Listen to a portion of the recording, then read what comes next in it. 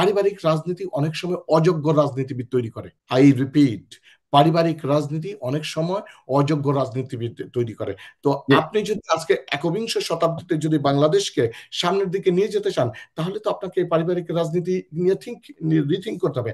প্রত্যেকটা বার কেন ক্ষমতার পালা বদলের জন্য আমাদের রক্তের দরকার হয়, প্রত্যেকটা বার ক্ষমতার পালা বদলের জন্য লাশের প্রয়োজন হয়, প্রত্যেকটা বার ক্ষমতার পালা বদলের জন্য বিভিন্ন ধরনের আন্দোলন সংগ্রাম, হত্যাকাণ্ড, জ্বালাও পোড়াও, অগ্নিসংযোগ হয় কেন?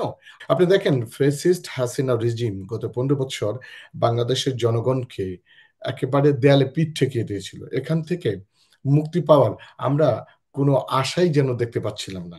সেখানে আহ আমি যদি এভাবে বলি, আল্লাহর এক অশেষ রহমত এবং ছাত্র জনতার সকলের ঐক্যবদ্ধ প্রচেষ্টার মাধ্যমে আমরা জুলাই এবং আগস্টের বিপ্লব এবং অভ্যুত্থানের মাধ্যমে একটা স্বাধীন ও মুক্ত দেশ পেয়েছি। এই যে জুলাই এবং আগস্টের যে বিপ্লব, এটা কোনো একক দলের নয়, এটা কোনো একক বাহিনীর নয়, এটা কারো কোনো পরামর্শও না, কোনো মাস্টার মাইন্ড আমি পার্সোনালি এটা মনে করি না।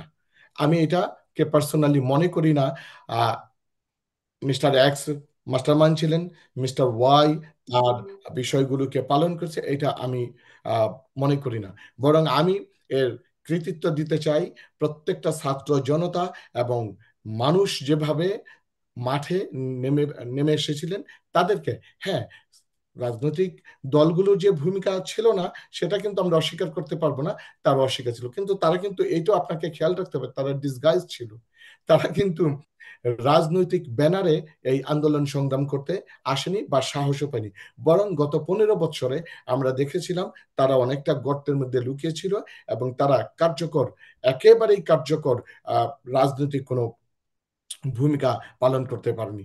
বরং এখানে যে ছাত্র জনতারা যে রিস্ক নিয়েছিলেন, যদি ওই দিন ওই সময় এক দফা দাবি এবং যদি জুলাই আগস্টের বিপ্লবের মধ্য দিয়ে যদি এই অভ্যুত্থানের মধ্য দিয়ে হাসিনা রেজিমের যদি পতন না হতো, তাহলে কি হতো?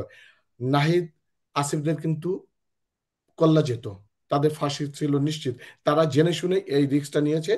সো আমরা তাদের কৃতিত্বকে অস্বীকার করতে পারবো না। আসলে এই ছাত্ররা কি চায়? ছাত্ররা কি ক্ষমতায় থাকতে চায়, ক্ষমতাকে আঁকড়িয়ে ধরে রাখতে চায়? আমার ক্ষুদ্র অ্যানালাইসিস, অফকোর্স না।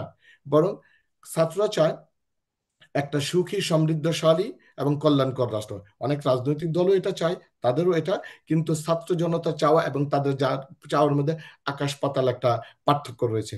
তারা চায়, কি চায়?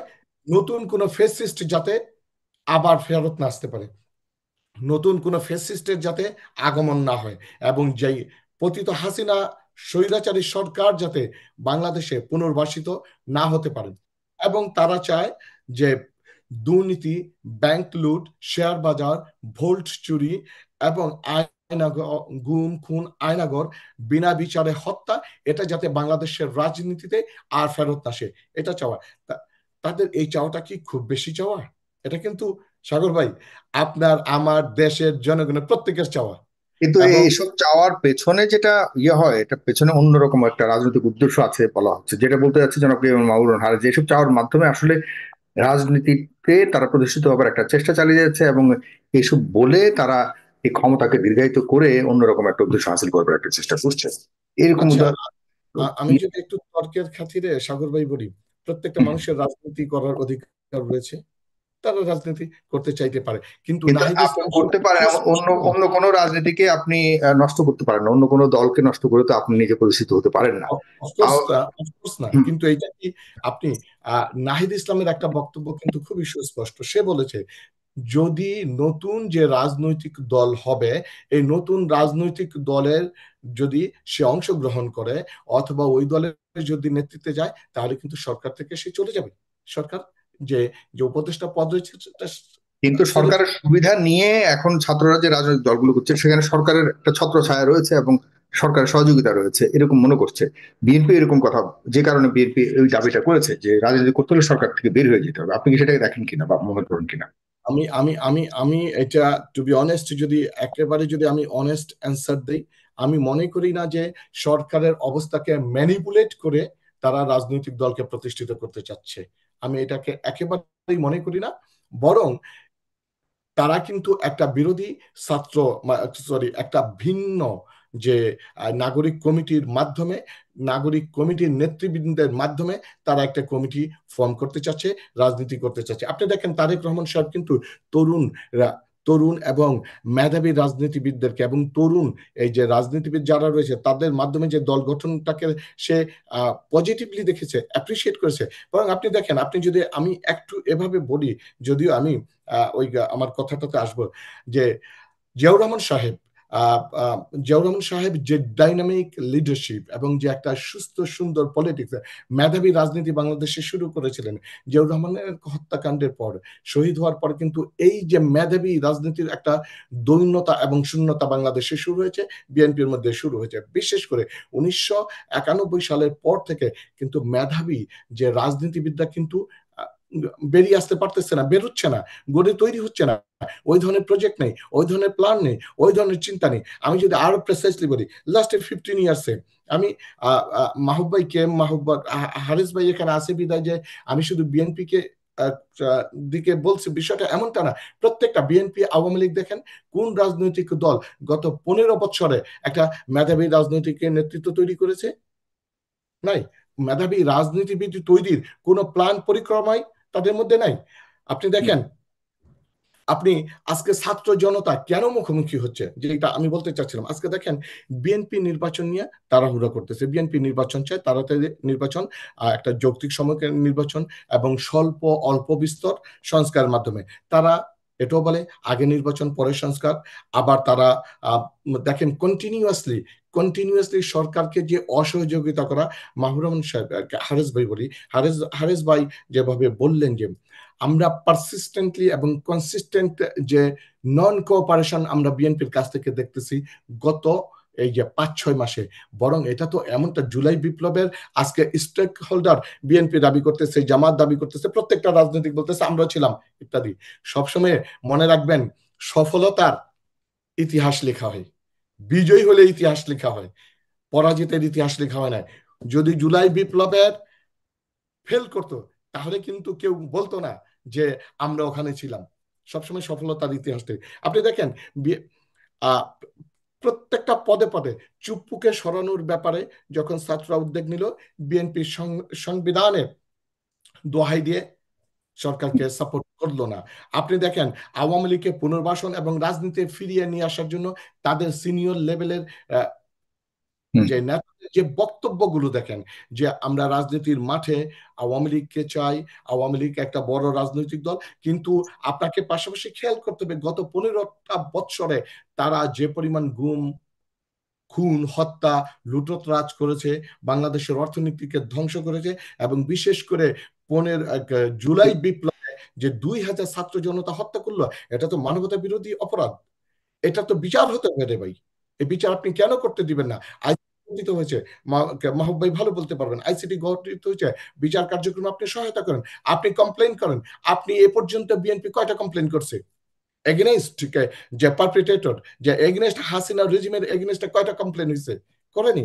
আপনি দেখেন, তারপরে দেখেন জুলাই বিপ্লব প্রক্লামেশন নিয়ে কথা হলো, প্রক্লামেশনে বাধা, সংবিধান সংশোধন অথবা সংবিধান নতুন করে লেখা, এখানে বাধা, প্রত্যেকটা পদে পদে বাধা। আপনি বাধা দিলে এই সরকারটা কিভাবে কাজ করবে? আপনি কোঅপারেট করতেছে না। আমরা এটা তো অস্বীকার করতে পারবো না, বিএনপি বাংলাদেশে অনেক বড় একটা রাজনৈতিক দল, তাদের অনেক বড় পাওয়ার রয়েছে। আপনি কেন, এই সরকার বারবার যেখানে উপদেষ্টারা বলতেছে আমরা একটা free, fair, credible and participatory election দিয়ে আমরা চলে যাব, আপনি এই কথাটার উপরে কেন আস্থা রাখতে পারতেছেন না? কেন তাদের এই কথার উপরে আপনি বিশ্বাস করতে পারতেছেন না? একটা তারা বললো যে এই পর্যন্ত, যে বললো তো যে পরে 6 মাসে তো তেমন কোনো কিছু দেখাতে পারেনি সরকার। সামনে যে আসলে পারবে কোনো ইয়ে আছে কিনা সেই কারণেই সন্দেহ বাড়ছে। এবং এদিকে আবার ছাত্ররা রাজনৈতিক দলগুলো করছে, তাদেরও ভবিষ্যৎ অন্যরকম। এখন আবার বলছে যে যে জিয়া বাদ এবং মুজিববাদ এদেশে চলবে না, এই ধরনের তো আছেই বিষয়গুলি। হুম। আহ, শুনেন সাগর ভাই, দেখেন একটা যেহেতু এই কথাটা আসলো, আমি যদি একটু এই রিফর্মের পর্যায়ে কথা শেষ করতে হবে একদম, হ্যাঁ। আমি দেখেন পারিবারিক রাজনীতিটা এশিয়াতে কিন্তু খুবই সাংঘাতিক, খুবই মারাত্মক ধরনের। আপনি দেখেন পাকিস্তান, ইন্ডিয়া এবং বাংলাদেশে, পৃথিবীর অন্য দেশে আপনি কি দেখাতে পারবেন ডোনাল্ড ট্রাম্পের চলে যাওয়ার পরে, ডোনাল্ড ট্রাম্প চলে যাওয়ার পরে তার পরিবার, তার ছেলেমেয়েরা রাজনীতিতে আসতেছে? আপনি দেখেন ইংল্যান্ডের যেই প্রাইম মিনিস্টার চলে যাচ্ছে তারপরে আসতেছে। পারিবারিক রাজনীতি অনেক সময় অযোগ্য রাজনীতিবিদ তৈরি করে। আই রিপিট, পারিবারিক রাজনীতি অনেক সময় অযোগ্য রাজনীতিবিদ তৈরি করে। তো যে আপনি যদি আজকে একবিংশ শতাব্দীতে যদি বাংলাদেশকে সামনের দিকে নিয়ে যেতে চান, তাহলে তো আপনাকে পারিবারিক রাজনীতি নিয়ে রিথিঙ্ক করতে হবে। আজকে বাংলাদেশকে নিয়ে রিফর্ম, রিথিঙ্ক, রিবিল্ড, রিডিজাইন করার বিষয়গুলো আসছে। আপনি কেন সহায়তা করতেছেন না? আপনি কৃতিত্বের দাবি নিতে চাচ্ছেন, কিন্তু আপনি সহায়তা করতেছেন না। আমি শেষে একটা কথা, সাগর ভাই, একটা মিনিট একটু অ্যালাউ করেন, যে আজকে আমার হারেস ভাই যেটা বললেন, যে দেখেন আজকে প্রত্যেকটা থানার উপরে আমি তথ্যপাত্র দিয়ে বলতে পারবো বিএনপি নেতাদের যে আধিপত্য।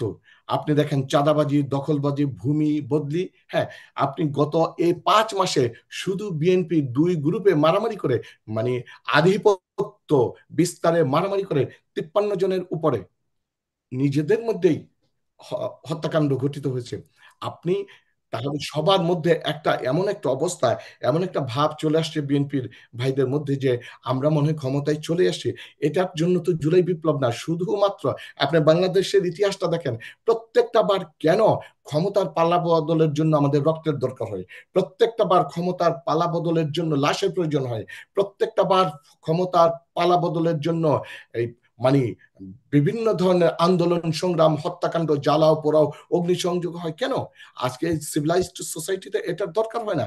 আপনি একবিংশ শতাব্দীতে এসে, এর জন্যই তো দেখেন ছাত্র জনতা, আজকের যে ছাত্র জনতা, তারা কিন্তু এই বিষয়টাকে ধরতে পেরেছে, ক্ষমতার পালাবদল যাতে আর কোনো লাশের উপরে দিয়ে না হয়, কোনো হত্যার উপর। এই জন্য তারা কিছু ফান্ডামেন্টাল রিফর্ম চাচ্ছে। তাদেরকে স্পেশালি সময় দেওয়া দরকার। আপনি মনে করছেন বিএনপি সেটি করতে দিচ্ছে না, আপনি মনে করছেন বিএনপি কে আরো ধৈর্যশীল হতে হবে, আরো সময় দিতে হবে, আর আগে সংস্কার না হলে কোনো কিছুই আর হবে না, নির্বাচনের পর সেই সংস্কার হবে না, সেই আস্থা এবং বিশ্বাস বিএনপি পরিবার রাজনৈতিক দলগুলোতে নেই।